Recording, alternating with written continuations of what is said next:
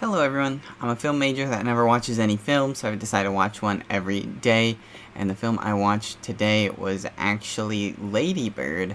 So this came out a couple years ago, and I've heard so many good things about it, and I've just never watched it, but I watched it today on Netflix, and it was really good. I really appreciated it. I love the dialogue in this film. Something I really appreciate is when hold up, sorry, I'm pulling up some notes. Something I really appreciate is that anytime there's like realistic dialogue in movies, because sometimes there's dialogue and you listen to it and you're like, okay, yeah, that's not real. Nobody would ever talk like that. That's just, it's kind of weird. But in this, everything seems completely real. There's not like a single line of dialogue that's like, that's kind of weird. That's kind of fake. Well, maybe there is with one character later on, but we'll talk about that in a little bit. Um, but this film is all about this girl who is in her senior year of high school, and she is coming into her womanhood, so she is having a lot of fights with her parents who want like the best for her, and obviously she wants to do these other things, these creative things, but her parents are always pushing her in this direction, and that way. And the family's going through many different struggles, like the dad losing their job, and not being able to fully support the family. So the mom is taking multiple shifts, just trying to play catch up with the bills and everything. But this Ladybird, that's what she goes by. That's her name, Ladybird. She really wants to go to a college on the East Coast, but she lives in Sacramento in California.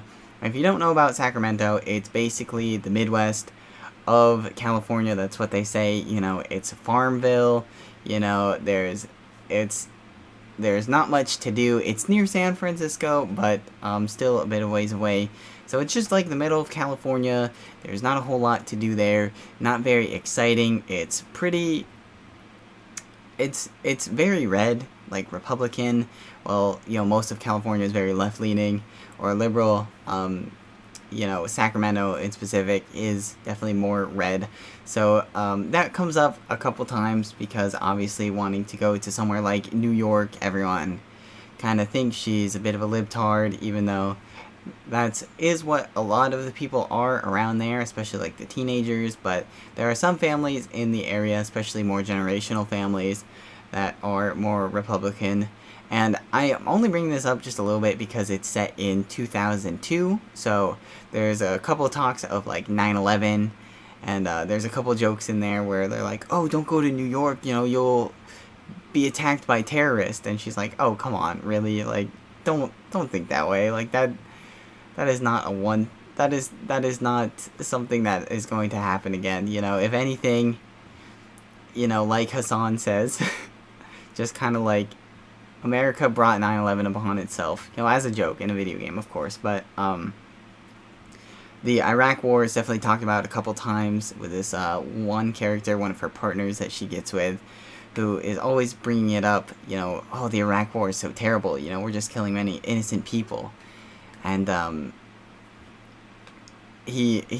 one of her partners actually brings that up right after she loses her virginity to him. And, she's like, oh, we both lost our virginity to each other. And he was like, oh, no, I didn't. I already lost mine, even though I told you I was a virgin. And she is rightfully upset. And then he goes to the idea of the Iraq War, and he's like, well, you're just choosing to be upset. There's real sadness in the world. Like, we're killing people in Iraq. And she makes this statement, and it says, different things can be sad. It's not all war. And I think that's kind of what this film is all about, is allowing different things to be sad, because life can be shitty and you can be in bad situations, but you're allowed to feel sad about that. And I think that's really what this whole film is.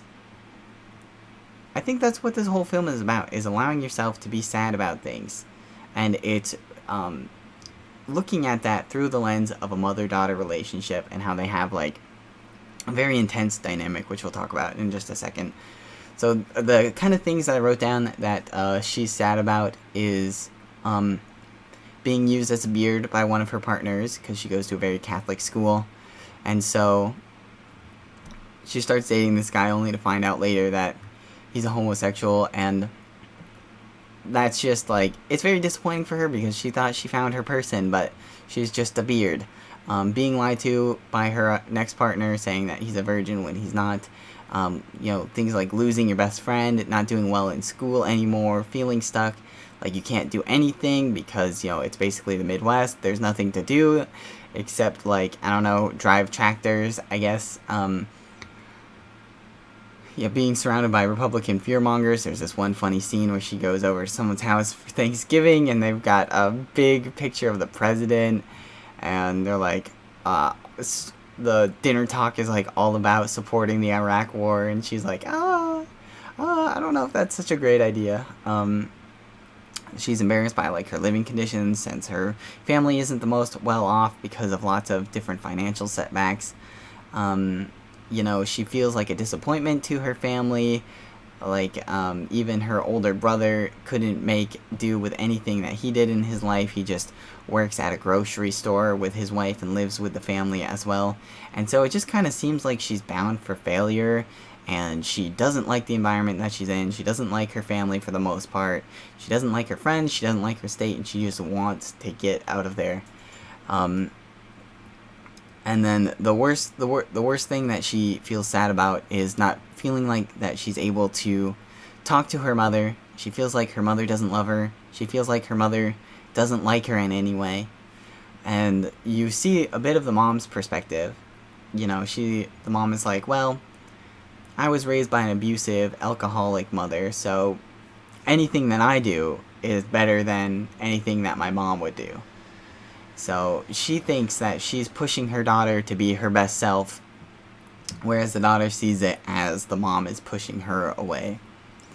Eventually, there is like some reconciliation between the two, but it's just a very interesting dynamic, and it put the mother-daughter relationship into like perfect light, because I know I've seen my sister and my mom interact, and it's in like a very same like fiery way. They'll be like in an intense argument 1 second, and then in the next second they'll be having like a very serious, calm discussion about what kind of clothing is modest and appropriate to be wearing out. And it's just like the weirdest thing. They were yelling at each other and butting heads and ready to fight 2 seconds ago, and then now they're snuggled up on the couch and talking about what clothes they should be wearing out. And it's the weirdest dynamic, and I don't think I will ever understand it fully, but this film kind of puts that in light, and it kind of shows like how both the daughter pushes the mom away and how the mom kind of pushes the daughter away,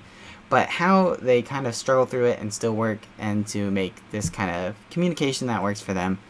And of course, as the daughter matures and as the mother realizes her daughter's maturing, they both kind of ease up and they're able to interact with each other in healthier ways. And it's just a really beautiful thing how this whole story is framed.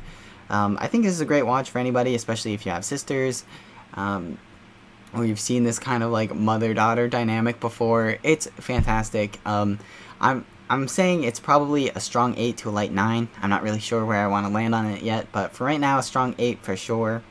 So check it out.